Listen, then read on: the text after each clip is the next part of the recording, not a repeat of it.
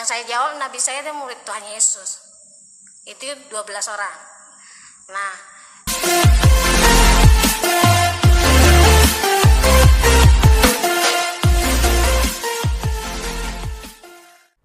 ya, shalom teman-teman semua dimanapun kita berada pada saat ini. Kiranya kita semua tetap berada dalam keadaan sehat, dan apapun yang merupakan aktivitas kita sepanjang hari ini, kiranya Tuhan Yesus memberkati. Dan kembali berjumpa lagi di channel kita ini, yaitu Semayan Yasin. Terima kasih buat teman-teman semua dan para sahabat yang sudah mendukung perkembangan channel ini, dan kiranya kita tetap menggunakannya untuk menjadi berkat bagi semua orang.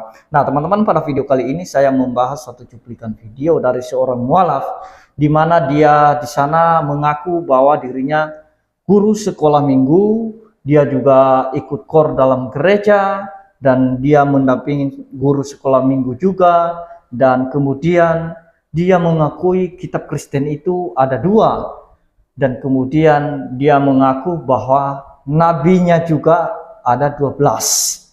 Nah, yaitu murid-murid Kristus. Teman-teman, sebelumnya mari kita simak videonya yang berikut ini. aktif di gereja sebagai anggota gereja KOR, dan juga ngajar sekolah minggu. Jadi pendamping guru sekolah minggu yang dekat, berargumen dan bertanya, kamu di gereja itu Alkitabnya ada berapa? Injilnya ada berapa? Saya jawab, itu adanya perjanjian baru dan perjanjian lama. Dan berikutnya dia nanya, nabimu ada berapa? Yang saya jawab, nabi saya itu murid Tuhan Yesus. Itu 12 orang. Nah, Isa itu nabi enggak? Katanya, bukan, itu murid Yesus, bukan nabi. Ya udah, dia tanya di tabur ya, kalau itu dia ini di Injil Al-Quran ada kan yang satu lagi Jabur, itu tidak ada di Kristen. Tapi perjanjian Injil ada, di perjanjian lama ada Injil. Nah teman-teman, kita sudah menyaksikan apa yang dia sampaikan ya. Saya heran kepada para mualaf ini. Apa sih untungnya Anda berbohong? Apa sih untungnya Anda bersaksi dusta?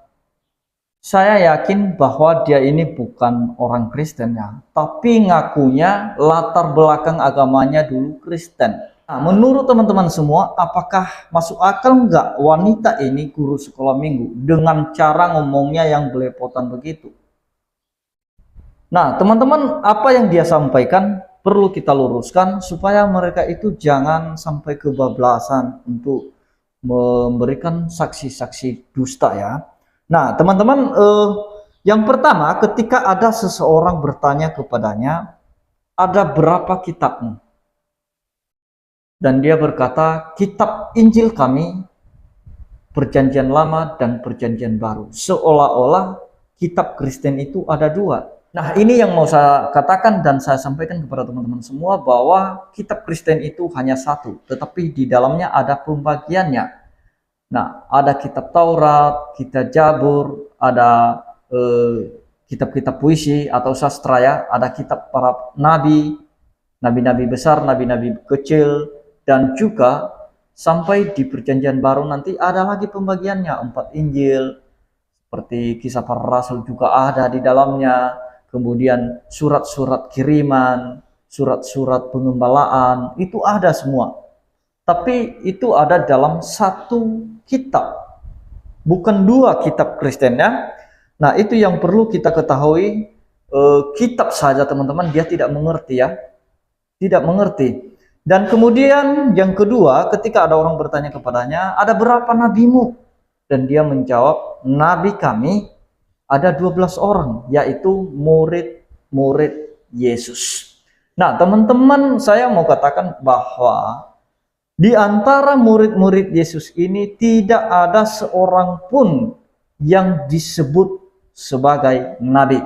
Sekali lagi, tidak ada seorang pun murid Yesus yang disebut sebagai nabi, melainkan mereka itu adalah rasul-rasul Kristus. Nah, itu yang perlu kita perhatikan. Makanya kalau dia benar-benar guru sekolah minggu, ya dia harus tahu itu murid Yesus bukan nabi, melainkan murid Yesus itu rasul. Nah, dari antara nabi dan rasul aja dia tidak bisa bedakan. Bagaimana mau mengajar sekolah minggu? Makanya saya yakin bahwa dia bukan latar belakang Kristen. Nah, yang kedua ada orang yang bertanya kepadanya, Isa itu nabi atau apa? Dan dia menjawab, orang ini menjawab, Isa itu bukan nabi katanya, melainkan Isa itu murid Yesus. Makin kacau lagi itu teman-teman. Makin kacau pemikirannya kalau dia katakan Isa itu murid Yesus. Dia tidak tahu bahwa Yesus dengan Isa itu merupakan nama yang sama, tapi pribadi yang berbeda. Karena kalau kita lihat di Quran itu berbeda cerita Isa dengan cerita Yesus yang ada di Alkitab. Hanya namanya aja yang sama.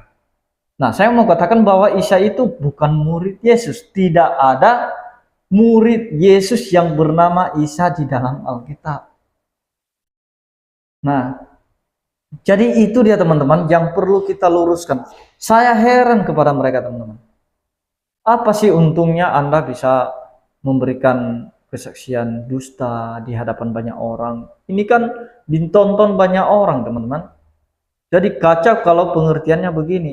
Harusnya dia ini yang kembali jadi sekolah minggu, biar diajarin lagi bagaimana itu pembagian kitab itu, siapa murid-murid Yesus itu, dan siapa Isa itu. Nah, itu harus dikasih tahu sama dia. Dan dia harus menjadi sekolah minggu lagi. Nah, ini bukan guru sekolah minggu. Jadi itu yang mau saya sampaikan teman-teman ya. Jadi kita mengerti, kita tahu cara-cara mereka untuk menjatuhkan kekristenan. Ini salah satu cara mereka dari saksi-saksi dusta mereka itu. Kesaksian dusta mereka. Biar seolah-olah, oh Kristen itu kacau balau kitabnya, kacau balau nabinya, dan lain sebagainya. Nah, itu motivasi mereka memberikan kesaksian itu. Kesaksian bohong. Jadi kita sebagai orang percaya, ya pasti ngerti dong. Murid Yesus itu siapa? Kedua belas muridnya itu siapa? Adakah mereka yang disebut nabi dari antara muridnya? Kemudian kitab Kristen itu ada satu. Dan kemudian Isa itu bukanlah murid Yesus. Kita harus tahu sebagai orang percaya ya. Jangan sampai termakan dengan kesaksian-kesaksian bohong yang model begini. Nah, itu yang saya sampaikan teman-teman. Kiranya Tuhan Yesus memberkati kita semua. Shalom.